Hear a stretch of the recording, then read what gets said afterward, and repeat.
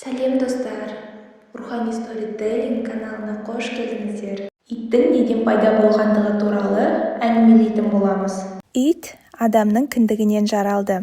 Тәңірі тағала адамды топырақтан жаратып, барлық мақұлыққа орынбасарын тамашалауды бұйырды. Періштелер жиналып, адамды айналып қарап көрді. Сол кезде ібіліс лып етіп адамның мұрнынан кіріп, оның бүкіл дене мүшесін, ағзасын, қан тамырларын аралап қайта шықты. Адамның қарнын ұрып көріп еді, бос балшықтан даңғырлаған дыбыс шықты. Ібіліс іші даңғырлаған қуыс екен, мақтанғанды жақсы көреді. Мұның түбіне осы мақтан сүйгіштігі жетеді, деп қарнына түкіріп жіберді. Жаббар-хақ Жибірейілге бұйырып, ана залымның түкірігі тиген жерді қыршып алып таста деді. Жибірейіл адамның қарнын бір шөкім топырақты ойып алды. Ойылған жері кіндік болып қалыпты. Құдай тағала сол бір шөкім топырақты илеп, одан итті жаратты. Итке 3 түрлі мінез дарытты. Бірі шайтани, бірі адами, бірі періштенікі. Шайтани мінез ібілістің түкірігінен пайда болыпты. Сондықтан ит өте сезгіш келеді. Күндіз, түн деп айырмайды. Бірдей біледі, бірдей көреді. Арамды да жейді, нәжістен де жеркенбейді. Құтырса иесінде қауып алады. Адами мінез адам атадан жұғыпты, себебі адамның кіндік топырағынан жаралды. Сондықтан адамды бауыр көреді, жанашыр, жақынына балайды, еркелейді, қалмайды, ереді. Осы үйдің баласы көп болса екен, балалары болса, бет-аузын жалар едім, құйған тамағын жер едім, еркелеп ойнар едім деп тілейді. Сол үшін адамдар итті жақсы көреді. Періште мінез Жибірейілден дарыпты. Ол шайтан түрткен жердің топырағын қыршып алды. Сондықтан қожайынын дос көреді.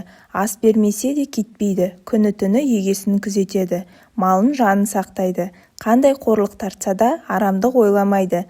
Неше күн аш жүрсе де егесіне ренжімейді. Итке ас берсе, періштелер риза болады екен. Әрі қарай ит туралы қызықты мәліметтер. Иттің иіс сезу қабілеті адамнан кем дегенде 10 000 есе артық, ал есту қабілеті 10 есе жоғары. Ит қасқырдың тікелей ұрпағы. Ойлау деңгейі 2 жасар баламен бірдей. Күшіктер де 28, ал ересек иттерде 42 тіс. Олардың орташа өмір сүру ұзақтығы 10-15 жыл. Жүрегінің соғуы адаммен бірдей. Минутына 60-100 соққы. Итке шоколад беру өте қауіпті. Өйткені ол жүйке жүйесі және жүрек бұлшықеттеріне кері әсерін тигізеді. Жаңа туылған күшік соқыр және саңырау болады. 2 күннен кейін ғана көздері көре бастайды. Құйрығын қозғалтса, бұл қуаныштың немесе шыдамсыздықтың белгісі. Чихуахуа деп атайтын иттер алғаш болып Мексикадағы Чихуахуа деген штатта табылды, және сол штаттың атымен аталды.